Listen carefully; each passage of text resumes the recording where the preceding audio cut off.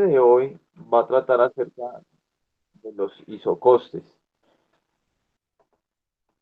Como les recordaba la clase pasada, empezamos a hablar de los costos de producción y empezamos a hablar acerca de cuáles eran los distintos indicadores de los costes. Vamos a repasarlos después, vamos a pasar a hablar de isocostes, precisamente cuando pasamos del corto plazo, de lo que hablábamos la clase pasada, al largo plazo. Pero tranquilos que yo les voy a recordar la clase pasada. Luego, ya teniendo en claro qué son los isocostes, que, que es como lo que hablamos en conducta del consumidor como restricción presupuestaria, entonces vamos a unir producción junto con isocostes y vamos a hacer ejercicios el día de hoy acerca de maximización del beneficio de las empresas. Pero es casi el mismo procedimiento que habíamos implementado con la conducta del consumidor para encontrar las canastas óptimas de consumo. Listo, entonces ese es el objetivo del día de hoy, dar un repaso de los indicadores de costos del corto plazo, pasar al largo plazo isocostes y utilizar eso de isocostes junto a la teoría de la producción para encontrar las cestas óptimas, pero de insumos de las empresas para maximizar su beneficio. ¿Todos entendidos para dónde vamos el día de hoy?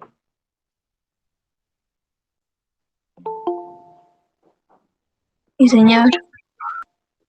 Bueno, saludemos a Ana Lucía y a Sebastián que acaban de entrar a la clase. Hola Ana Lucía y hola Sebastián. Ah, Ana Lucía, Sebastián. Bien. Bueno, empecemos pues.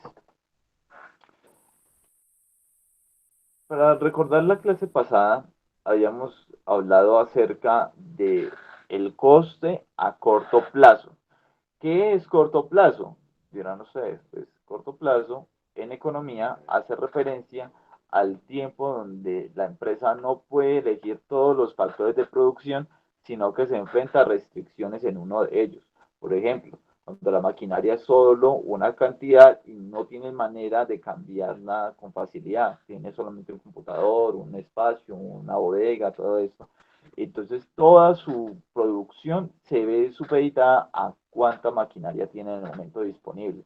Y la decisión de cuánto producir no se va a ver reflejada en cuántas máquinas va a utilizar, no, va a verse reflejada en cuántos trabajadores o cuántas horas de trabajo va a utilizar esa maquinaria. Entonces, el corto plazo en economía hace referencia a que hay cosas fijas. Entonces, cuando hablemos en economía a corto plazo, siempre vamos a hablar de maquinarias fijas, de espacios fijos, y vamos a hablar de algunas variables como cuántas horas va a trabajar, cuántas personas va a vincular adicional, cuántas horas va a tener y cuántas va a utilizar, dado que tiene restringido, que tiene unas máquinas y un espacio y son fijos. Entonces, cuando hablemos de corto plazo, hablaremos de cosas fijas y de cosas variables. ¿Ok? Y eso lo van a ver ustedes en economía de la empresa, entonces procuren apuntarlo por ahí y recordarlo muy bien. Cuando hablo de corto plazo, hablo de cosas fijas que no se pueden cambiar en el espacio, ¿no? Y ya cuando pase a largo plazo, hablaré acerca de, hombre, cuál va a ser el tamaño óptimo de mi empresa en cuanto a maquinaria y trabajadores, es decir, cuál va a ser las escalas de ambos insumos que yo voy a utilizar y que a mi empresa le genera mejor beneficio. ¿Me entienden allí entonces cuál es la diferencia entre largo plazo y corto plazo?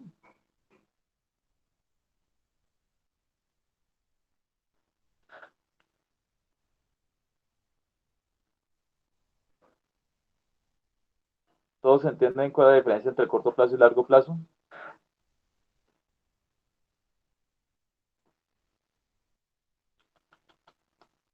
Entonces ahí quedaron dudas. Bueno,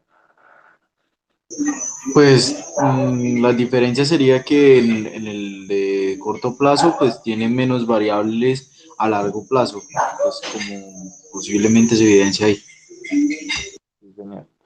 Bueno, eso es como decía Andrés Felipe, en el largo plazo, lo que uno piensa como empresa, como poseedor de recursos o cuando uno está enfrentándose a un mercado es hombre, ¿cuál debería ser el número de horas que debería trabajar una persona acá? ¿Cuántas horas trabajo? ¿Cuántas personas tengo? ¿Cuántos computadores va a tener? ¿Cuánto espacio va a tener? Es como ese pensamiento del ideal de una empresa.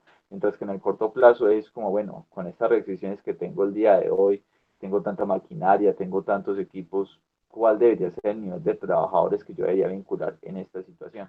Entonces, el corto plazo está la restricción de esas cosas fijas. Entonces, cuando ustedes vean una función de costos, ya cuando pasan a la economía de la empresa y que tengan la parte fija, entonces ustedes, por ende, hacen referencia y dicen, ah, el profesor nos está hablando aquí del corto plazo.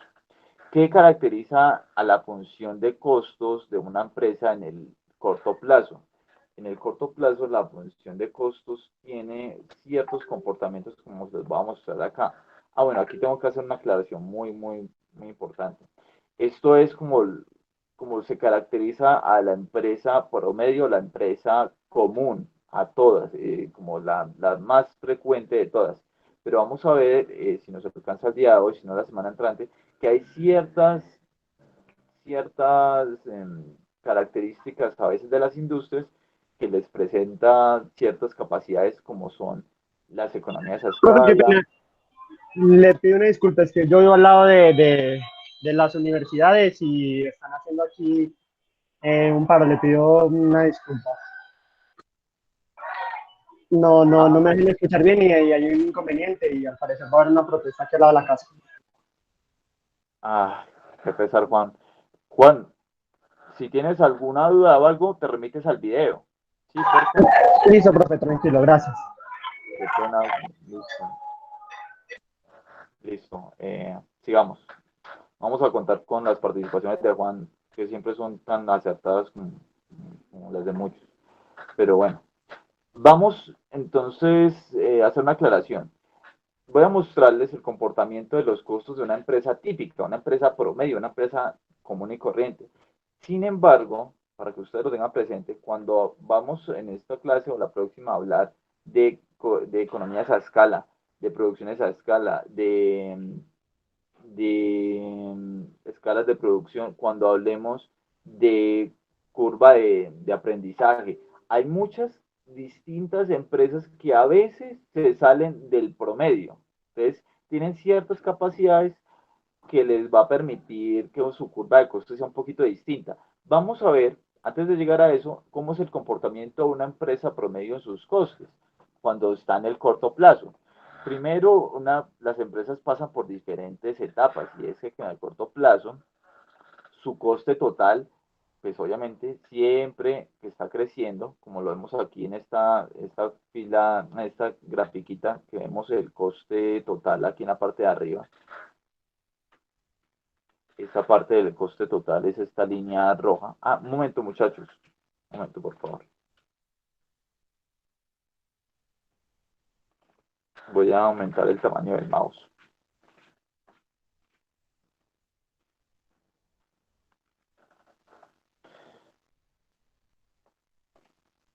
Ustedes ven el comportamiento de los costes de las empresas promedio que se comportan así, la mayoría de ellas. Y es que en cuanto aumenta la producción que está en el eje horizontal, la producción de la empresa, el coste total comienza a generar, pues obviamente siempre un aumento, pero a un nivel decreciente, como lo ven ustedes acá, como una función cuadrática, pero un, un exponente que le lleva a que los aumentos sean cada vez menores en el coste total. O sea, cada vez estos aumentos en la producción se ven reflejados al principio en un aumento de los costes inferior al de la producción.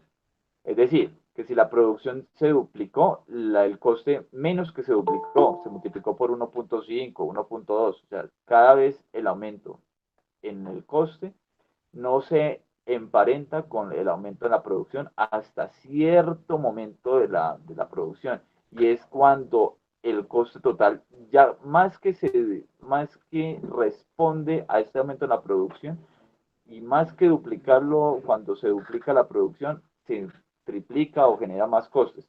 ¿Por qué creen ustedes que sea esa situación, muchachos?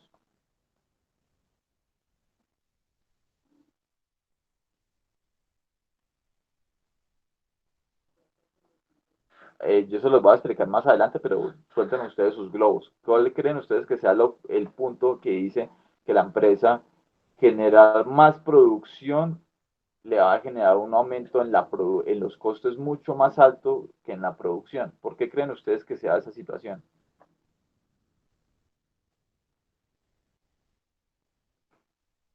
Bueno, esa situación se da por distintas ineficiencias en la empresa.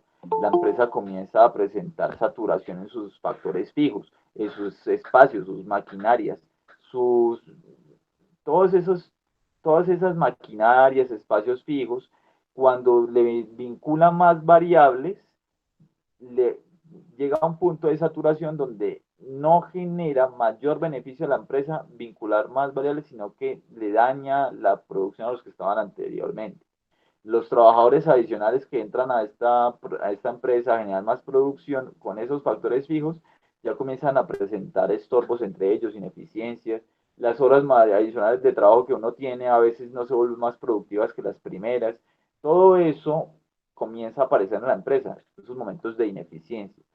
Si ustedes llegaran a ver esta situación con los distintos indicadores que yo les di anteriormente, digamos el reflejo que muestra este comportamiento del costo en la empresa, pero lo vieran en el reflejo de cada uno de sus indicadores, que les voy a refrescar la memoria de cuáles son, que son el coste marginal. ¿Se acuerdan cuál era el coste marginal?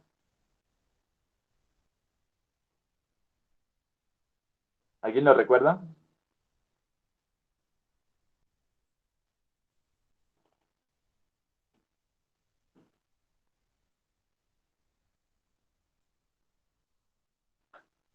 Muchachos, coste marginal. ¿Recuerdan cuál era el coste marginal?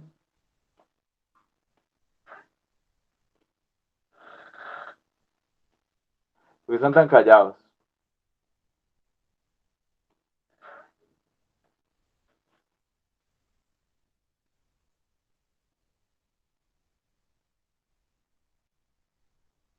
Laura, Alejandra, ¿qué me dicen? ¿Qué me cuentan?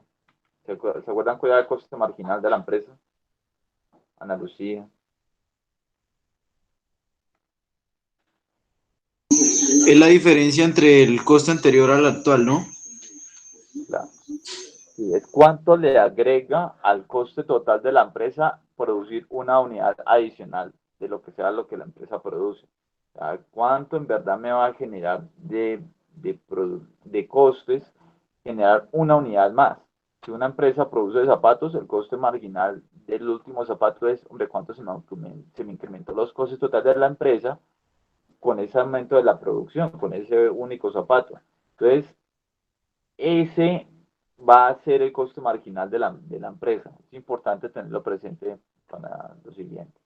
Ese coste marginal que lo vemos acá con una línea verdecita, si la alcanzan a denotar, la que es más gruesa. Sí, señor. Ese coste marginal tiene un comportamiento muy particular en todas las empresas cuando estamos en el corto plazo, y es que al principio el costo marginal comienza a desplazarse hacia abajo, y es decir, que si bien me está aumentando el coste total de la empresa, cada uno de estos producticos que estoy generando adicional en la empresa, por ejemplo, cuando paso de 1 a 2, de 2 a 3, de 3 a 4, me va a ser más barato.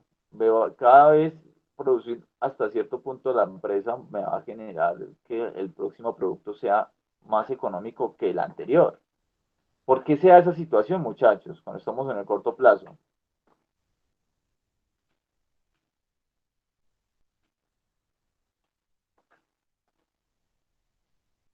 ¿Por qué la próxima unidad de producción va a ser más barata que las anteriores en ciertos momentos de la empresa?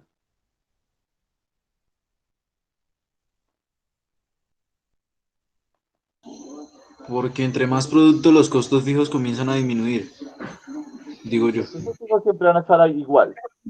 ¿Sí, señor, Andrés? Pero pues el costo fijo medio sí varía por, por la fórmula y por los hechos, ¿no? Sí, señor. En parte es eso, porque yo ya estoy aprovechando, muchachos, que hay hasta cierto punto unos costos fijos, una materia fija, que yo siempre voy a pagar lo mismo por ellos, no va a cambiar con la producción, entonces me va a hacer, lo va a aprovechar mucho más para generar nuevos productos, o sea, la misma maquinaria, el nuevo computador, lo que sea, me va a generar más productos hasta cierto punto, pero hay una cosa adicional allí que me genera que el costo marginal sea más barato, y es un tema casi que físico de la producción o de todas las empresas, y es que usted, en cuanto comienza a presentar eficiencias en la empresa, comienza que su empresa aprovecha los conocimientos anteriores y comienza a generar mayores experticias. Además, que procura que los empleados que trabajan en su empresa dividan el trabajo, o sea, uno se vuelve muy bueno en algo, el que trabaja en contabilidad, pues que vuelve más experto en contabilidad, el que trabaja en la parte legal se vuelve más experto en eso, el que sabe de computadores se vuelve más experto en eso. Entonces, cada vez producir una unidad adicional va a ser más barato porque estos señores se vuelven más expertos hasta cierto punto. ¿Qué pasa, por ejemplo, en esta empresa cuando la producción llega a 5? Hasta ya de a partir de ahí el coste marginal ustedes ven que comienza a subir. ¿Qué significa eso, muchachos? En el corto plazo.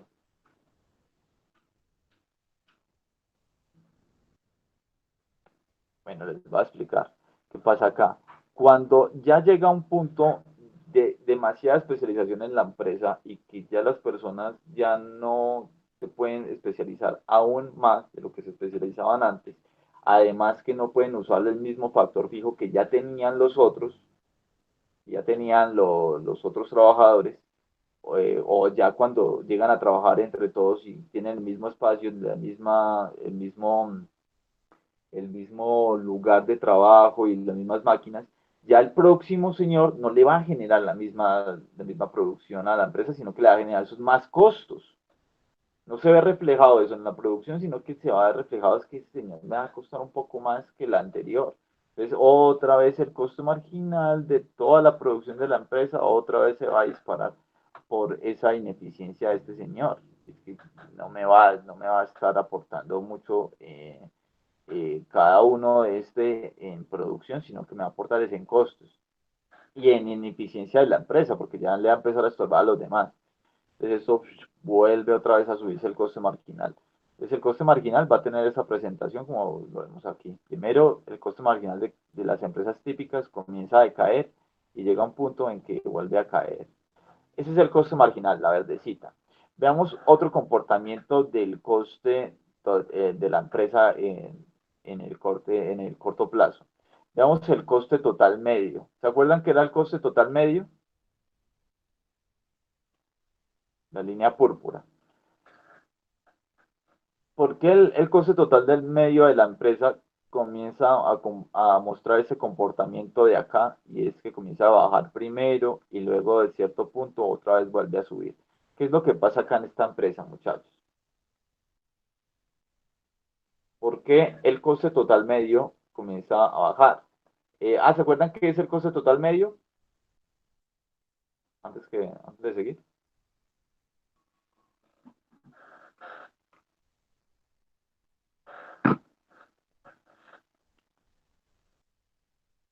Muchachos, estuvieron callados.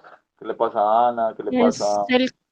promedio de la unidad de producción, ¿no? Claro, es lo que le cuesta una unidad de producción en promedio, como nos decía Alejandra. Entonces, se obtiene de los costos totales sobre el número de producción, entonces uno dice, cada unidad de producción en promedio me cuesta tanto, ese es el coste total promedio.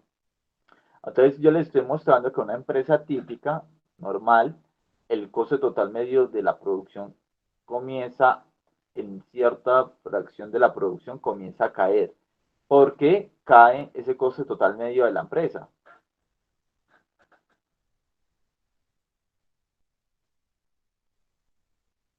¿Qué lleva a que la empresa cada vez genere una mercancía más barata al aumentar la producción? Entonces ahí otra vez lo que nos decía Andrés Felipe hace un rato. y es que como yo estoy aprovechando la maquinaria fija, y esa maquinaria ya la, de alguna manera, como siempre se paga lo mismo por ella, o sea, el espacio fijo, o la electricidad, o todos estos empleados fijos que maneja la empresa, cuando ese costo fijo se paga una vez, ya se paga independientemente si produce uno o 100 o lo que sea. Siempre es el mismo valor. Al hacer eso, entonces cada vez se ve distribuido ese costo fijo entre muchos productos. Ese costo fijo que está acá se divide, es un valor fijo siempre, sobre un número que cada vez es más grande. Cuando usted divide sobre algo que se hace más grande, pues entonces va bajando el indicador. ¿No? Va bajando el indicador hasta que llega a un punto en que vuelve y sube. ¿Qué pasa? Que la empresa vuelve a encontrar este punto donde vuelve a subir el coste total medio. ¿Qué creen ustedes que pasa en esta empresa hasta cierto punto que vuelve a subir el coste total medio de la empresa?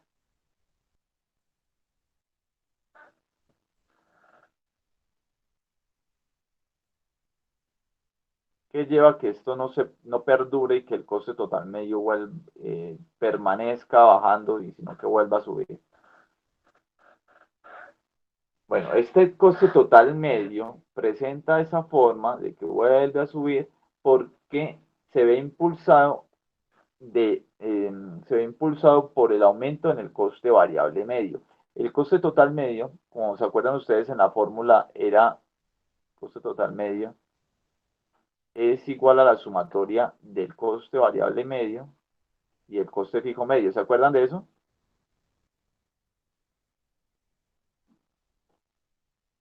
Coste fijo medio. El coste fijo medio, como les voy a mostrar enseguida con la línea rojita, tiene un comportamiento muy particular. Y es que esta línea naranja esta línea naranja, el coste fijo medio siempre está cayendo. ¿Sí lo ven ustedes acá? Siempre está cayendo, independientemente, cuando aumenta la producción de la empresa, siempre va a caer. ¿Por qué siempre cae el costo fijo medio? Por lo que nos decía ahorita Andrés Felipe. Y es que al aumentar la producción, esta producción eh, comienza a dividir en todo el coste fijo de la empresa. Un momento, muchachos.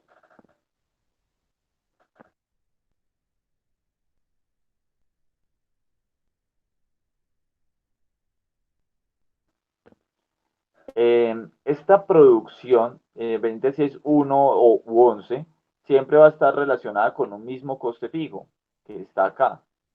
Entonces, dividiendo ese coste fijo sobre la misma cantidad, sobre una mayor cantidad de producción, me va a generar que este indicador vaya para abajo. Pero el coste variable medio se comporta de otra manera. El coste variable medio que está acá se muestra de otra manera. Y es que muestra un comportamiento como en U. ¿Sí lo ven ustedes acá, muchachos? El amarillito. ¿Qué hace que el coste variable medio se dispare de esa manera? Que llegue a un punto en que si bien está bajando, comienza a volver a mostrar una subida a partir de cierto nivel de producción.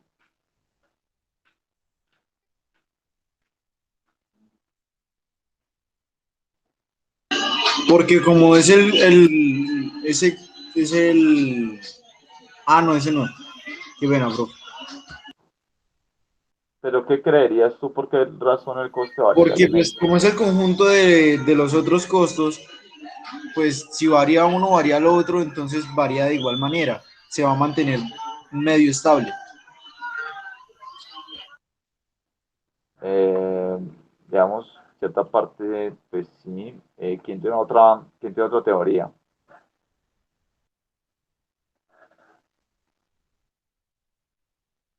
¿Qué llevaría a que el costo variable primero comience a caer y comience a subir después? Pues eso, como les repetía o les decía hace un ratico, cuando la empresa se ve aumentando sus unidades variables, es decir, los trabajadores adicionales, todos estos insumos adicionales, comienza a presentar al principio, digamos, del espacio 1 al 7, a un aumento de las eficiencias dentro de la empresa, y es a hacer mejor uso de los recursos fijos, a que se use mejor estas maquinarias, todo esto. Pero luego de un tiempo, estos trabajadores adicionales, estos insumos adicionales, siempre van a estar emparejados con unas unidades fijas de maquinaria y de espacio. Entonces no van a generar mayores eficiencias, sino que al contrario, van a generar menores eficiencias o ineficiencias. Como por ejemplo, es un ejemplo loco lo que les voy a decir acá. Una empresa que está al principio con una maquinaria y un espacio fijo, y no tiene ningún trabajador, cuando llega este primer trabajador y tiene todo ese espacio para trabajar, tiene esas capacidades, este señor comienza a generar la producción con un coste marginal muy alto, y es que tiene que estar aquí y allá, tiene que estar manejando el computador, tiene que estar acá. Entonces cada unidad de producción le sale muy costosa a él. Ahora, cuando llega el segundo trabajador y entre ellos comienzan a dividirse el trabajo y decir, ah, bueno, señor, usted quédese con la parte administrativa, yo me encargo del operativo, pues entonces ya comienzan a haber mayores eficiencias y división del trabajo entre ellos. Llega un tercero y ya otra vez vuelve a aumentar la eficiencia del trabajo de los tres, porque uno de ellos se puede especializar en otras cosas y el segundo en otras cosas y el tercero en otras cosas, hasta el que llega hasta el 10.º trabajador. Y ya todas las tareas promedio están siendo ocupadas por todos los trabajadores. Entonces ya cuando llega el número 11, dice, bueno, ¿qué hago yo? No, hijo, ya estamos bien, ya estamos copados. Ese trabajador, si se queda en la empresa, va a generar mayores ineficiencias porque los otros ya dicen, no, marica, tenemos que quitar un resto de tiempo para entrenarlo, o le tengo que quitar el tiempo de trabajo a uno que ya estaba porque ya tengo que poner a trabajar a este, le quito capacidades a la empresa. Y esto es por el lado de los trabajadores. Ahora, los insumos. Si el local se llena de insumos y de insumos y de insumos, pues eso me genera mayor incapacidad pues para desplazarlos, para mover la maquinaria, para mover el producto. Entonces, llega un punto en que aumentar y aumentar insumos y aumentar trabajo no le va a generar mayores eficiencias. Al principio de la empresa sí le genera eficiencia, pero ya después de un cierto margen, aumentar las unidades de trabajadores y aumentar las cantidades de insumos les genera mayores ineficiencias a la empresa. Esa es la empresa típica. La empresa típica genera eso. Entonces es muy importante para una empresa encontrar ese punto donde aumenta las ineficiencias de la empresa, donde comienza a generarse esa característica de la empresa, y es que comienza a aumentar el coste total medio y comienza a aumentar el coste variable medio, pues encontrar y identificar este punto. Es importante para una empresa hacer ese trabajo de identificación. Bueno, permiso entonces, si entendieron pues este comportamiento de los costes de una empresa a corto plazo, pues pasamos ya enseguida a largo plazo. ¿Qué dicen ustedes? ¿O queda alguna duda aquí del comportamiento de la empresa?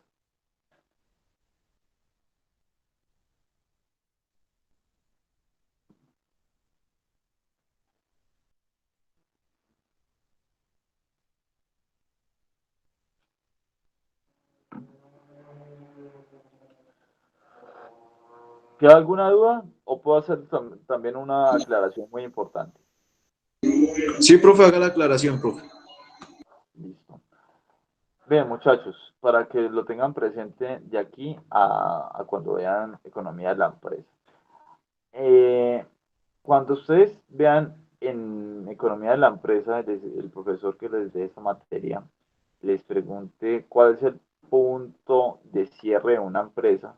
El punto de cierre de una empresa por lo regular se reconoce como aquel donde el coste variable medio sea el mínimo. El valor más bajo del coste variable se va a reconocer como ay, perdón, se va a reconocer como el punto de cierre de la empresa. ¿Qué es lo que dice el precio de cierre y el punto de cierre de una empresa? Cuando usted tiene la capacidad de al menos cubrir los costes variables medios de una empresa, que al menos cubra esto para la empresa, que el precio de mercado esté al menos por encima de eso, o sea, el precio al que encuentra la producción en el mercado sea superior a este valor del coste variable medio mínimo, aquí. Y ahí para adelante, si usted puede cubrir al menos los costes variables medios de una empresa, todo de ahí para arriba es ganancia, por así decirlo. Al menos si cubre eso, puede estar cubriendo un poco de los costes fijos medios. Como los costes fijos, como les decía, es el pago lo que uno hace por unidad de producción sobre qué, sobre las unidades que uno necesita de capital. Entonces se asume que ese coste fijo medio es todo lo que uno paga por todo lo que tiene que pagar de arriendo, por lo que quiere pagar o si tiene, está pagando una amortización, o si está pagando una hipoteca, todos esos costes fijos medios, lo que quiere decir es que al menos le está supliendo ese costecito de todas esas cosas fijas, o esa maquinaria que está utilizando. Al estar pagando al menos un poco de eso y cubriendo los costes variables medios, entonces todo lo que sea por encima de ese coste variable medio mínimo se supone que es aceptable para la empresa y al menos puede estar en la operación. Pero cuando pasa lo contrario, y es que este precio que usted encuentra en el mercado para su producto no es ni siquiera eso, es decir, que ni siquiera le cubre los costes variables medios mínimos de la empresa, usted debería estar cerrando. Si usted no le está cubriendo ese coste variable medio en la empresa, chao, no, apague y vamos.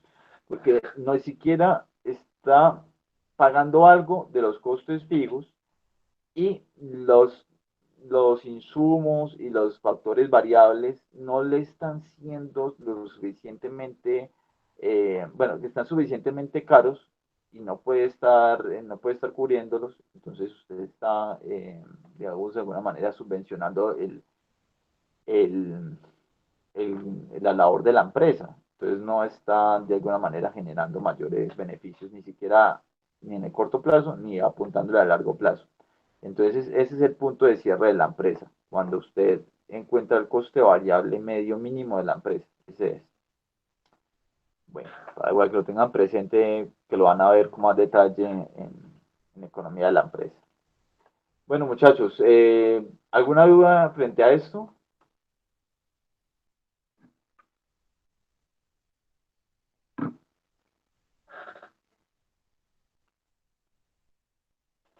Alejandra, Juan, Juan está, ¿verdad? Con los disturbios. Andrés.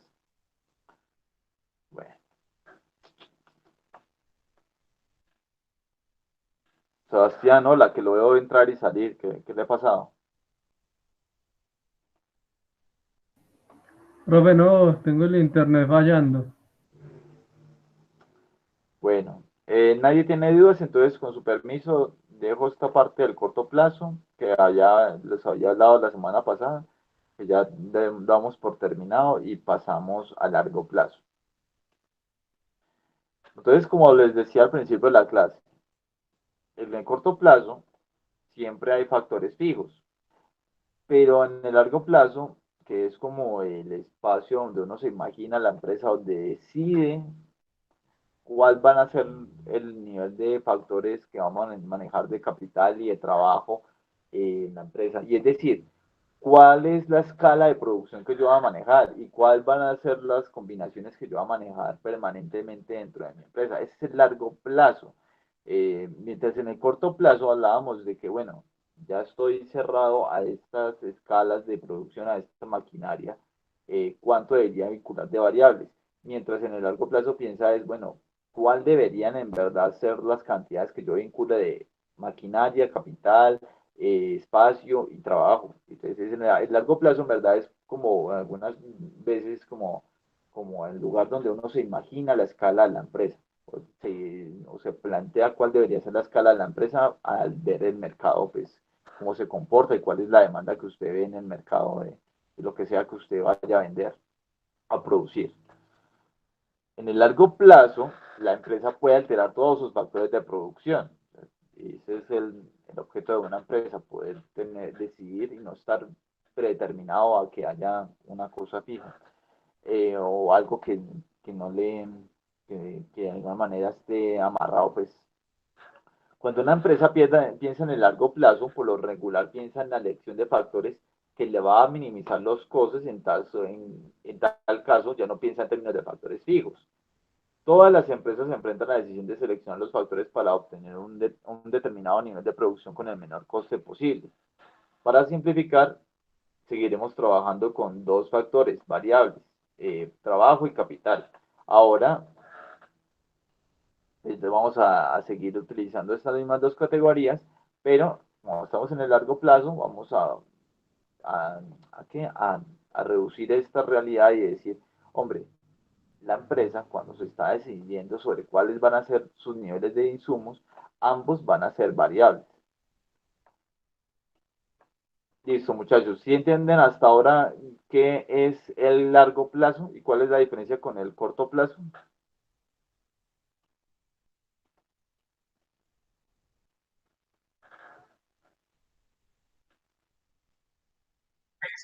Profe, la verdad yo no he entendido la diferencia.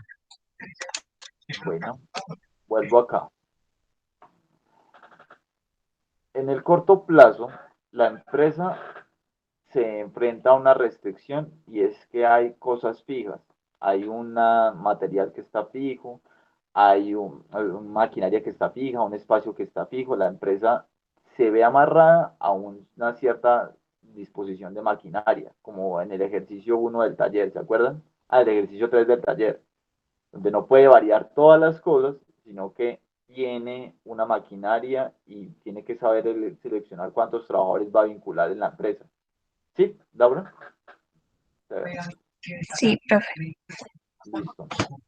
Normalmente uno siempre está en el corto plazo y es que uno tiene cierto espacio, ciertas computadoras, eh, cierto personal que es fijo, ciertas capacidades que no puede cambiar dentro de la empresa. Siempre está en el corto plazo, por así decirlo. Ahora bien, como la empresa no solamente piensa en el momento y está restringida en el momento, sino que a veces se piensa cuál debería ser el nivel de maquinaria que debería estar, cuál debería ser el local que debería manejar, cuál debería ser el personal fijo que debe manejar la empresa. Ese es el largo plazo, como ese sueño que manejan las empresas. Ese es como esa disposición que tienen para decir, hombre, yo debería manejar tanto personal fijo, debería manejar tanta maquinaria, tantos computadores, tal espacio, que se ajuste más a las necesidades permanentes de la empresa ante las demandas que ven en el mercado. Si me entiendes, como una señora peluquera que tiene allí su peluquería bien chiquita y todo, y ella ve una demanda creciente y creciente de, de personas que llegan a su peluquería pero no tienen dónde atenderlas. El corto plazo es ese momento donde tiene su peluquería y tiene tan solo dos, tres sillas. El largo plazo es, hombre, con esta demanda que está llegando, ¿cuál debería ser el número de sillas que yo debería manejar? Ese es el largo plazo. O sea, esa escala que esa señora se imagina debería manejar para que sus costes fueran los más bajitos y a la vez pudiera generar su mayor beneficio. ¿Sí? En el corto plazo, ella va a ver esas ineficiencias, como yo les decía al principio, manejar una peluqueada adicional, sí le sale mucho más barato y comienza a generarse ciertas eficiencias, pero llega un punto en que aumentar el número de personas que peluquea al día genera unos aumentos en el coste promedio y comienza a generar unos aumentos en el coste promedio porque es mucho más caro esa peluqueada en términos variables. Se le toca pagar horas adicionales a una trabajadora, pero no ve eso reflejado en la producción porque a la vez esas trabajadoras no tienen donde trabajar porque está supeditado a esas tres máquinas. Mientras que en el largo plazo, en el sueño de ella o en la imaginación de ella, pues entonces ella piensa, bueno, con esta demanda yo debería manejar cinco máquinas y no queda amarrada a ese espacio. Entonces, en largo plazo, lo que ella se sueña es, hombre, ¿cómo debería yo manejar toda mi producción? ¿Cuál debería ser los insumos que yo vincule en mi producción, tanto en espacio, maquinaria y trabajadoras o trabajadores. ¿Sí entiendes ahora la diferencia, Laura? Sí, profe, ahora ya sí. ¿Alguien más tenía la misma duda que Laura y se le resolvió o todavía sigue con la misma duda?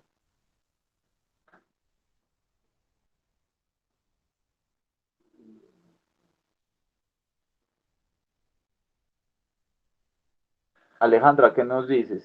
Si, si, si has entendido, Sebastián, Sebastián, ¿verdad que se le está yendo el Profe, internet? qué Alejandra, pena. Es que sí, estoy en un momento sin internet, acabé de ingresar. ay, no digas. ¿Puedo dar 5 minutos? Yo te hago un resumen muy resumido de esto, pues. Estamos hablando de los costes de la empresa en el corto plazo y en el largo plazo. En el corto plazo, siempre vamos a hablar de cosas fijas, cuando las personas, las empresas tienen unas maquinarias, espacios que siempre están reducidos y que siempre están pegados a ciertas cantidades. Y no puede cambiarlas fácilmente. Les estaba poniendo el ejemplo de una señora que tiene una peluquería y esta peluquería tiene 3 sillas, tiene 3 espejos, tiene solamente un lado de cabeza y todo esto. Cuando la empresa comienza a producir su primera peluqueada, como lo vemos aquí en el coste marginal, la línea verde, comienza a haber un aumento del coste, obviamente, del coste total, pero el coste marginal comienza a bajar, y es decir, que le está saliendo más barata la segunda peluqueada, la tercera peluqueada, la cuarta peluqueada a la señora. O sea, está aprovechando mejor sus insumos, hay mayores eficiencias, mayores especializaciones del trabajo entre sus trabajadores, trabajadoras, y comienza a generar mayores eficiencias en la empresa y cada vez es más barato producir la próxima peluqueada, por así decirlo.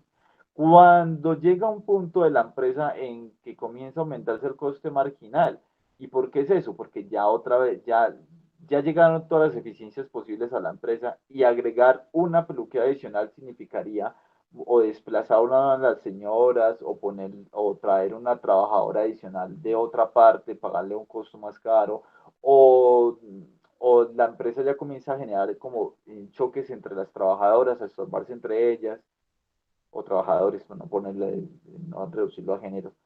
Y otra vez comienza a subir el coste marginal de la próxima peluqueada. Entonces llega un punto en que la señora dice, no, yo de aquí no paso.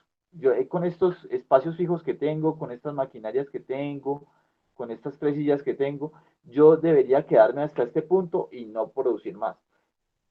Ahora bien, esta señora puede que se vea enfrentada a una demanda mucho más grande en el futuro, y ella vea que el lugar donde está, el sitio que tiene, podría dar mucho más. Entonces, en el largo plazo, que es como el sueño de ella, es decir, hombre, ¿cuánto debería yo de verdad de tener de sillas? No estar fija ese espacio que te da apenas para 3 sillas, sino pensar en un local de 6, 7 sillas. En esa situación ella está pensando es en el largo plazo. Sí, es como su ideal del negocio. Entonces el largo plazo es cuando uno piensa cuál es el ideal de uno ya cuando ve una demanda pues de la empresa. Por ejemplo, en la empresa que yo tengo, hombre, yo cuántas personas debería estar vinculando yo, cuál es mi sueño de tener cuántas personas, que esta persona me maneje la contabilidad, esta la otra, Es eso, es eso. Esa es la diferencia entre corto plazo y largo plazo. ¿Entendido, Alejandra? Sí, profe. Listo. Entonces, bueno, entonces en el corto plazo, como les decía, ya para terminar, el coste marginal ve este comportamiento en que al principio comienza a caer, luego vuelve a subir, y eso se ve porque el coste variable medio en parte comienza a bajar al principio de la producción por esas eficiencias y vuelve a subir.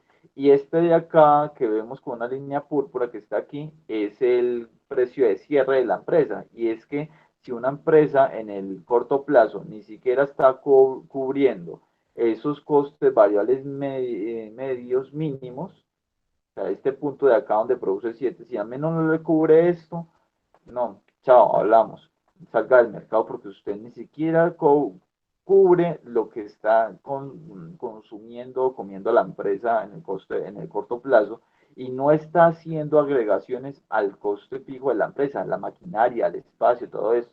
Si al menos una empresa no cubre sus costos variables medios mínimos, es el punto de cierre donde debería decir, bueno, chao, no estoy ni siquiera pagando esta producción de la empresa. Ténganlo presente este precio de cierre. Listo, muchachos. Si entendieron el corto plazo, avanzo. ¿Sí? Con el ejemplo de la peluquería quedó más claro. Sí, señor. Sí, profe. Listo. En el largo plazo, entonces, por definición, no hay factores fijos, por así decirlo. Lo que uno está pensando es cuánto debería tener de espacios, maquinarias, insumos, trabajadores, todo eso. Es como una especie de sueño. Entonces, es como para poder definir cuál va a ser el lugar de trabajo y los trabajadores que vendrían en ellos. Vamos a hacer entonces unas aclaraciones y vamos a hacer unos supuestos pues para hablar de largo plazo. Primero, para poder definir cómo vamos a trabajar enseguida la parte matemática. Y es que en el largo plazo, ni el capital ni el trabajo están en mercados no competitivos. Y es decir, por ende, que están en mercados competitivos. Cuando se habla de mercados competitivos, lo que se quiere decir es que uno siempre va a encontrar un proveedor que no se va a aprovechar de uno por aumentar la demanda del insumo. Si usted está en un mercado competitivo, comprar un computador adicional a su empresa no le va a salir más caro cuando ya pasa a comprar 100. Es decir, no, el proveedor no se va a aprovechar de usted, siempre lo va a encontrar a un precio, digamos, de alguna manera razonable. Igual los trabajadores, si están en un mercado competitivo de trabajo, significa que un trabajador adicional no se va a aprovechar de que usted tiene la necesidad de contratarlo y por ende este señor no le va a poder cobrar mucho más de lo que le cobraba el anterior. Eso es estar en un mercado competitivo, que usted siempre pueda encontrar precios justos por los insumos. Además, vamos a manejar otra característica para poder trabajar la parte matemática y es que el capital se alquila en lugar de comprar. Eh, es como por decirlo así de alguna manera, uno está pagando el interés de, del capital. Está pagando ya sea una tasa de interés por comprar una maquinaria, está pagando una tasa de interés por ello, pero uno no lo paga inmediatamente, por así decirlo. O la mayoría de las empresas no lo hacen, no es que tengan, tengo 100 millones de pesos, voy a comprar tal maquinaria, voy a comprar una soldadora así un momento a otro ya con la plata que tengo 100 millones. Sino que por lo regular lo que hace es pedir un crédito y lo que uno está pagando en verdad es un interés para liberar ese capital o esa maquinaria. Normalmente lo que hace es así, el precio en verdad lo que uno paga es el capital, la tasa de interés por cualquier mercancía. ¿Sí? ¿Se entiende ese segundo supuesto?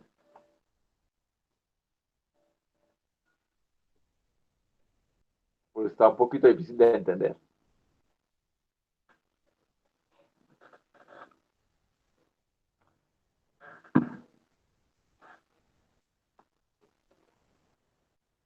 ¿Verdad? Lo que uno hace es, a ver, dígame si lo explico con más detalle esto.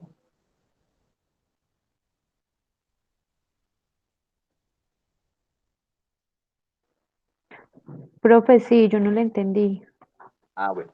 El segundo supuesto que manejamos aquí para poder trabajar la parte matemática que está más adelante es que una empresa cuando maneja capital, o mejor dicho, maquinaria, hagamos claridad de que capital es maquinaria, uno en verdad lo que está pagando no es el valor total de ella, y ya es dueño de ella, sino que lo que hace es como alquilarlo o pagar un interés sobre ello.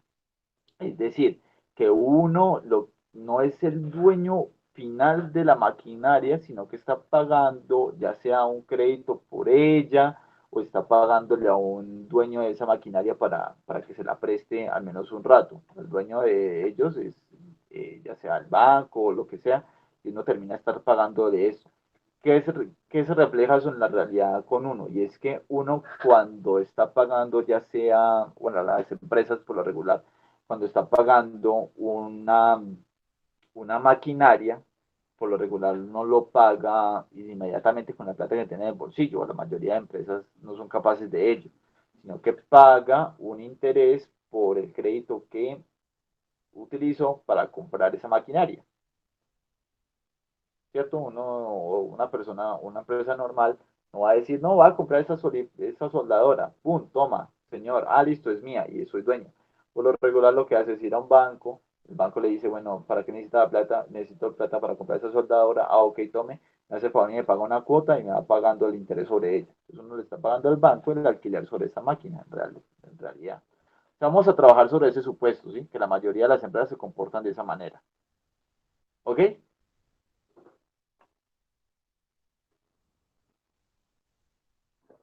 Ahora Sí, sí quedó más profe, ya claro. le entendí. ¿Sí, ya?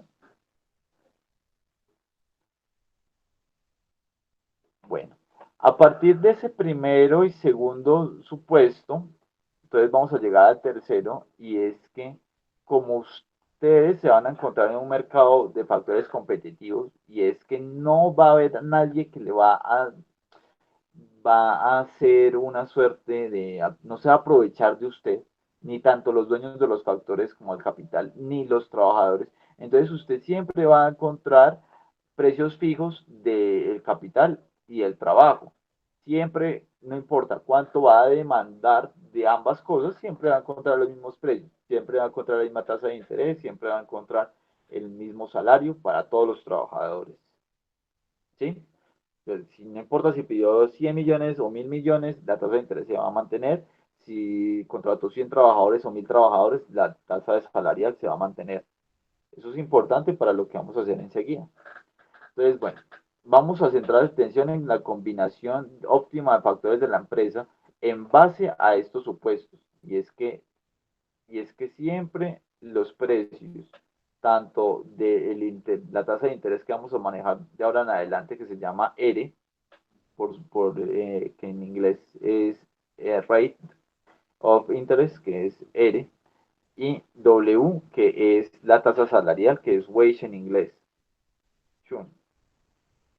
Entonces, cuando hablemos de tanto de R como de W, vamos a hablar de unos factores fijos que no van a cambiar, no importa cuánto demande la empresa, ni de capital, ni de trabajadores. Rate va a ser el precio del capital, acá lo voy a colocar precio del capital, y W, wage, va a ser el precio de los trabajadores, precio de L. Y lo que vamos a hacer enseguida es que, bajo este supuesto de que encontramos unos valores fijos de esto, vamos a encontrar los valores que la empresa debería estar intentando encontrar de trabajadores y de capital para poder maximizar su beneficio. Es decir, viendo la demanda que hay en el mercado, viendo los costos de los trabajadores y del capital, hombre, ¿cuánto es que yo debería estar vinculando en mi empresa tanto de esto como de lo otro en el largo plazo? ¿Cuál va a ser el lugar ideal para mi empresa o la escala ideal para mi empresa? Bueno, ustedes van a encontrar un paralelo muy parecido a lo que hicimos en conducta del consumidor. El mismo procedimiento, pero pensándolo desde el lado de una empresa. Para poder encontrar esos niveles óptimos de que la empresa produce, vamos a utilizar una vieja amiga que es la restricción presupuestaria, pero la vamos a llamar de otra manera. Y es que esto lo vamos a llamar isocoste, isocoste o mismo costo. Son todas las combinaciones de trabajo de capital que siempre le van a costar la misma cantidad a una empresa. O sea, todas aquellas unidades de trabajo y capital que combinadas me van a generar el mismo coste total a la empresa. Entonces, vamos a ver aquí en una grafiquita distintos isocostes para esta empresa. Aquí está. Hay tres isocostes que se llaman, primero, este que se llama C0, que está acá, por un momento. C0 que está acá, esa es esta línea de acá. Esta C0 lo que me dice es, hombre, todas las combinaciones de producción, de insumo de trabajo y de capital que combine esta empresa para producir, que están caracterizadas, que se junten a través de esto, me van a costar lo mismo, van a ser igual de costosas para la empresa. Por ejemplo, la combinación que combina K1, que está acá, con L2, es decir, esta combinación de capital en la empresa, con estos trabajadores en la empresa, de acá, me van a costar lo mismo que esta de acá que se llama L0 con K0, por ejemplo, que es una máquina, y 3 trabajadores o 3 unidades de trabajo, van a ser igual de costosas que esta que digamos que son 3 máquinas y un trabajador que está acá. Van a ser igual de costosas. Y hay un montón de otras distintas combinaciones que maneja la empresa que van a ser igual de costosas para ella. ¿Sí? En C0. Entonces la isocoste es esa C0 y nos dice, hombre, todo lo que esté en esta C0 va a ser igual de costosa para la empresa. ¿Se entiende?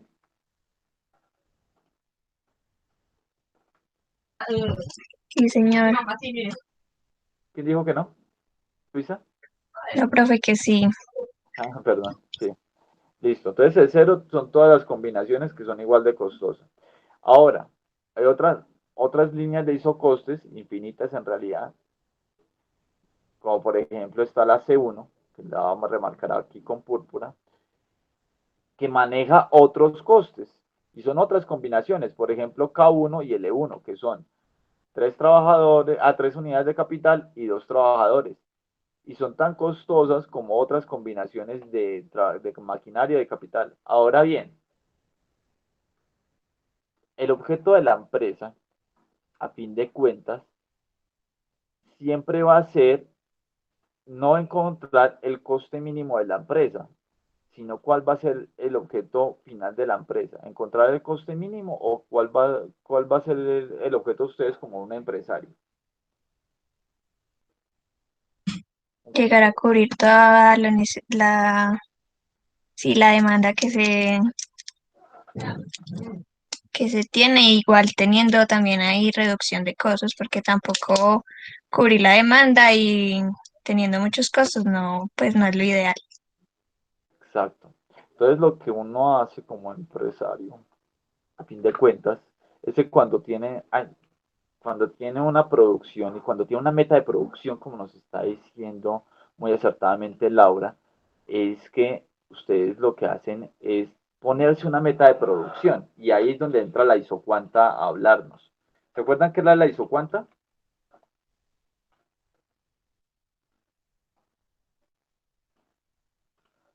¿Alguien me recuerda que hablamos por isocuanta?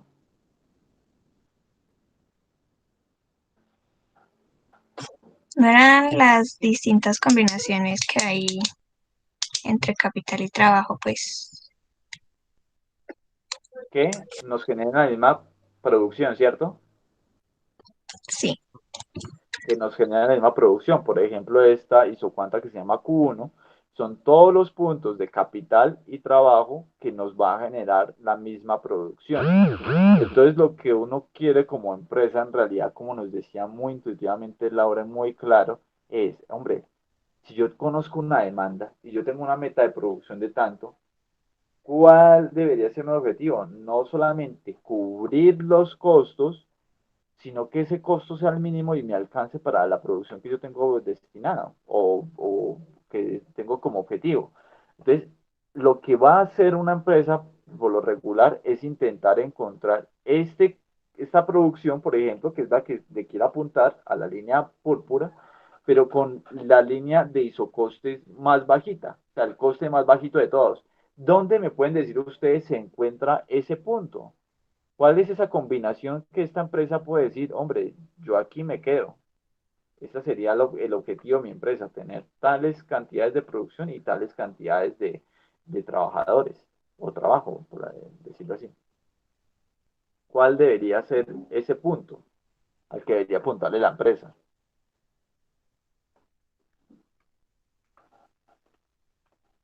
Aquí gráficamente, ¿dónde se encuentra?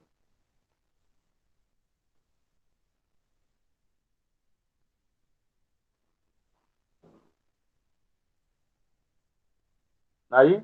Pues no serían K2L2 o K3L3 porque sí tienen el mismo costo, pero están cubriendo la necesidad, entonces eligen a los dos. Bueno, Tú dices K3 y L3.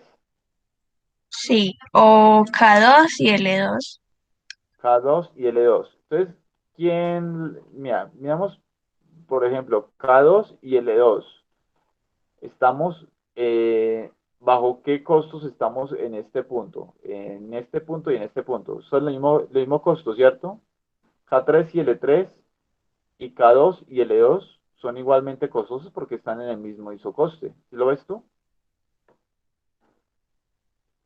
Entonces, en verdad, sería indiferente entre producir K2 y L2 porque son igual de costosos y le producen lo mismo que igual que 3 y L3. Esos dos puntos que vemos aquí, llamémosles B y C, en términos de costes, son iguales, y en términos de producción, son iguales también. Entonces, B y C son, como decíamos anteriormente, si se acuerdan de esto, son indiferentes.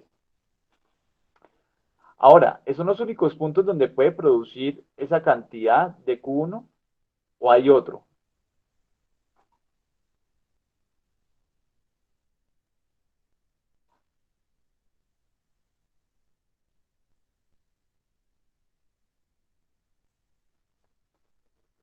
Hay otro punto donde puede producir esas mismas cantidades de Q1 y genere menor costo, que sería un isocoste que estuviera más abajo, el C1, por ejemplo. Si lo hay, ¿cierto? ¿Cuál es?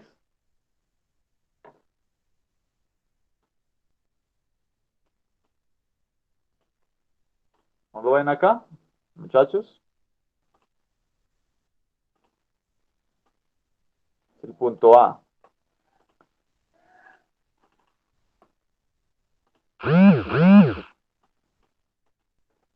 El punto A se caracteriza por eso. Es a la vez que es, a la vez que está en un isocoste más abajito, que es el C1, también se ve emparentado con Q1. Es decir, que me genera acá la misma producción y me genera a un coste más bajito. ¿Sí lo ven acá, el punto A? Sí, señor.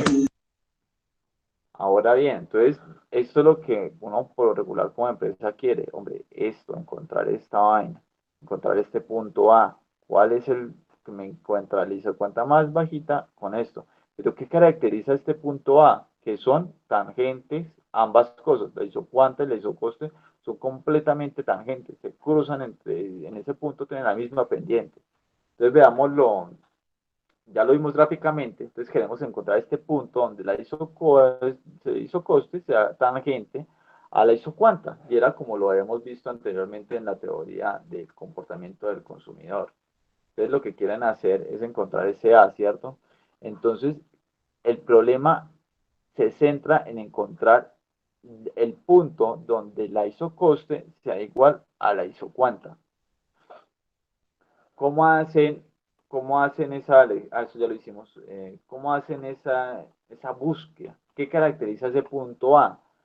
Primero, primero, fíjense ustedes que en este punto A, si ustedes se acuerdan de la parte cuando habíamos hecho optimización en la teoría del consumidor, esta, esta, perdón, este cambio en las unidades tanto de producción de los insumos que utiliza. Un momento, por favor.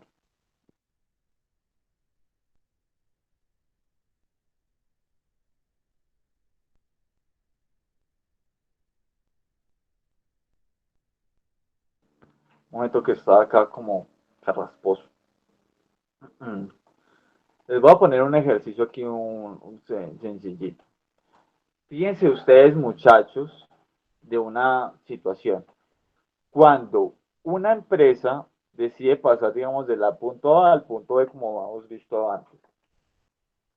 Cuando usted como empresa pasa del punto A al punto B, ¿qué está haciendo en términos de producción?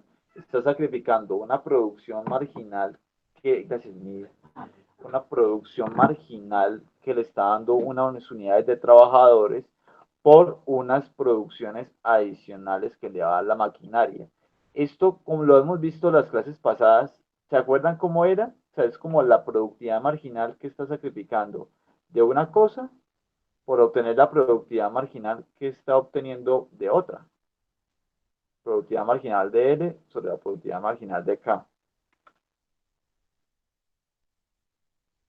O sea, el producto que le está dando a esos trabajadores que dejó de percibir porque se le redujeron, le está dando o está sacrificando esto por unas unidades adicionales de producción que le está dando ciertas unidades de capital. Entonces está haciendo un sacrificio de una productividad por otra. ¿Eso cómo lo llamamos, muchachos? Costo de oportunidad. ¿Se acuerdan?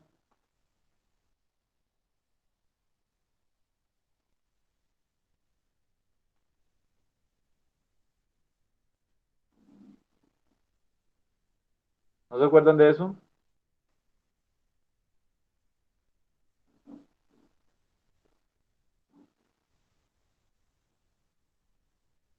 Tasa técnica de sustitución.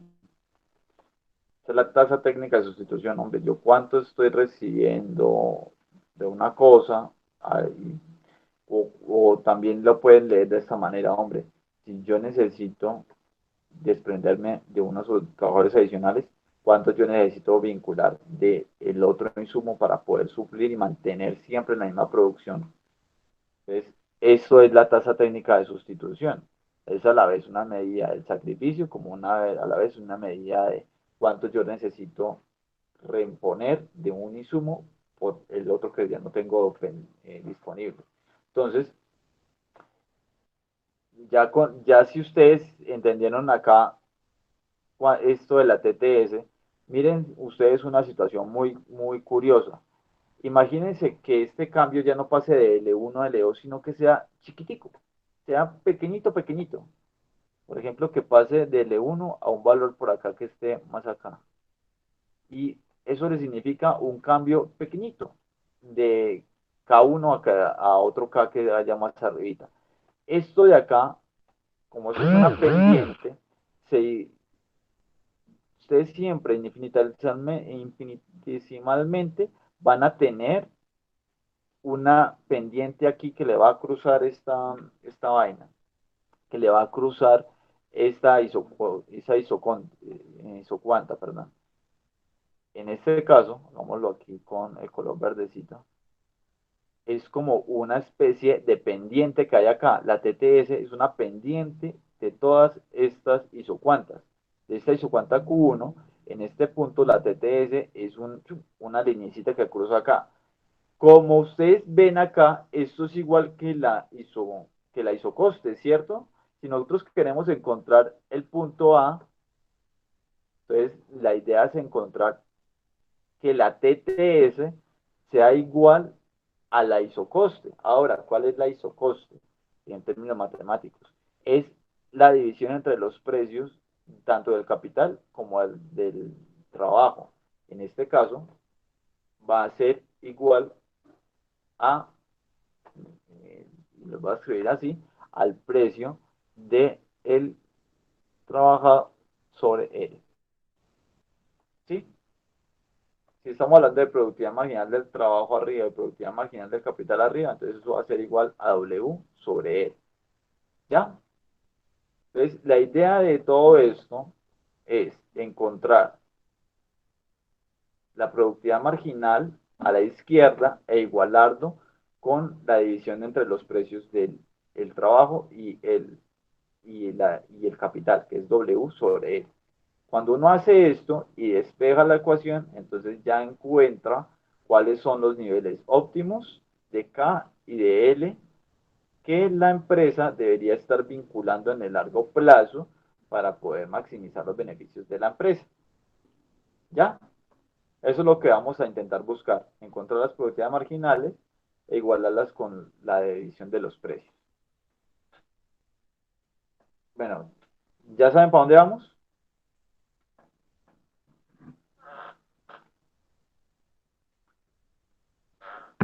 ¿O no?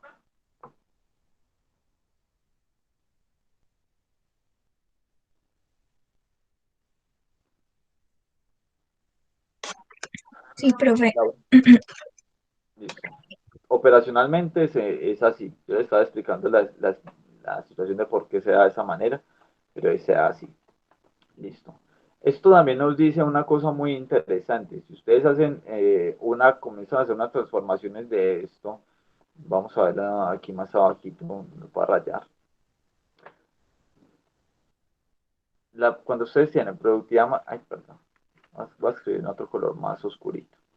Productividad marginal de L sobre productividad marginal de K, esto es la TTS, que yo estoy decidiendo de una cosa que estoy involucrando más o cuánto necesito vincular de lo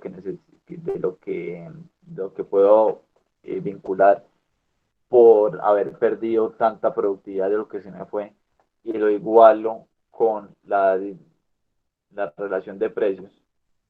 También puedo hacer una especie de transformación de esta ecuación y llevo a que si llevo la W a dividir acá y la R pasa a multiplicar acá, voy a tener otros dos cosas que están relacionadas. Veámoslo enseguida. Veámoslo enseguida. Sería productividad marginal de L dividido W es igual a la productividad marginal de K dividido L. Está haciendo la transformación de todas estas cosas. ¿Qué nos dice estas dos ecuaciones? La productividad marginal de productividad marginal de L sobre W, lo que le está diciendo, hombre, yo cada peso que estoy invirtiendo en los salarios de los trabajadores, en verdad, ¿cuánto me está generando esto de producción? Cada peso que yo les pago a mis trabajadores, ¿cuánto se ve generado eso en producción de la empresa? Y cuando ustedes ven esto, productividad marginal de cada sobre L es, hombre, ¿cuánto de lo que yo estoy pagando al capital o los intereses que estoy pagando, en verdad eso cuánto me genera de producción?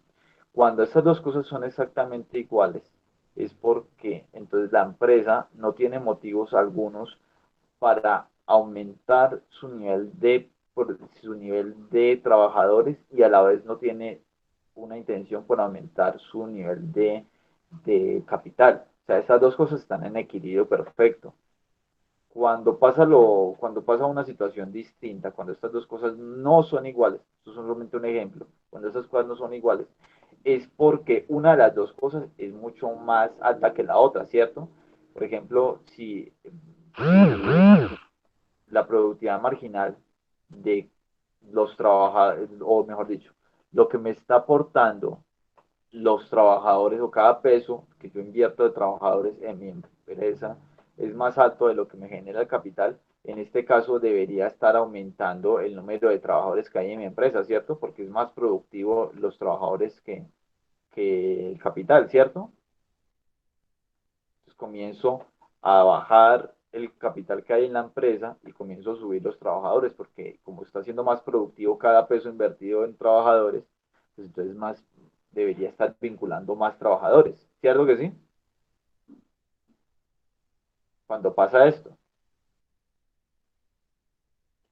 si cada peso que invierto en trabajadores me genera más producción y cada peso que estoy invirtiendo en capital, pues entonces vendo maquinaria y lo que me genera esta venta de maquinaria, pum, pasa acá o mejor dicho, dejo de pagar tanta maquinaria o tanto interés a la maquinaria y comienzo a pagar más trabajadores. Entonces eso me genera mayor mayor producción total a la empresa, ¿cierto que sí? Claro, profe.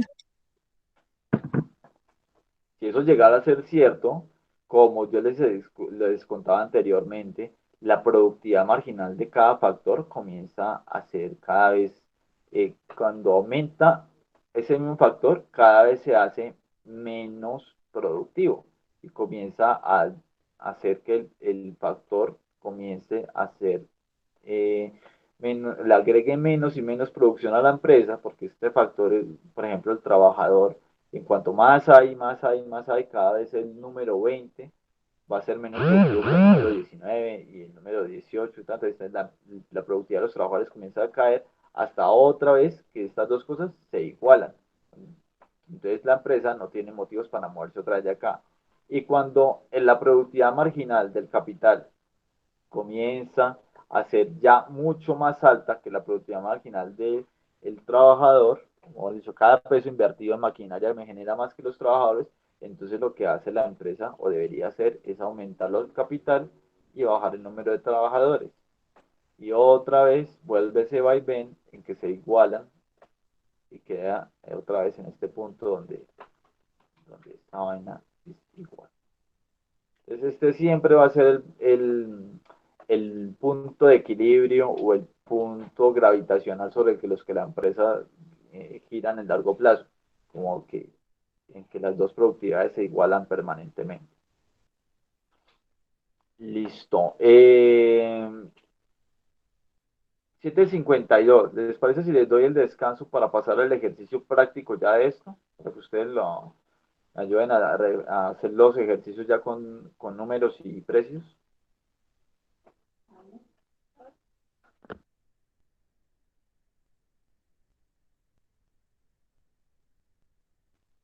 Sí, vamos entonces hasta las 8:10.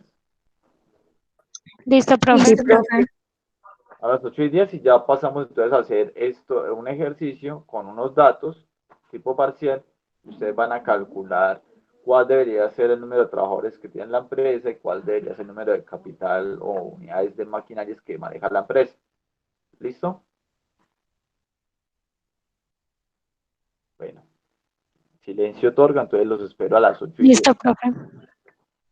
Listo, pues, chao.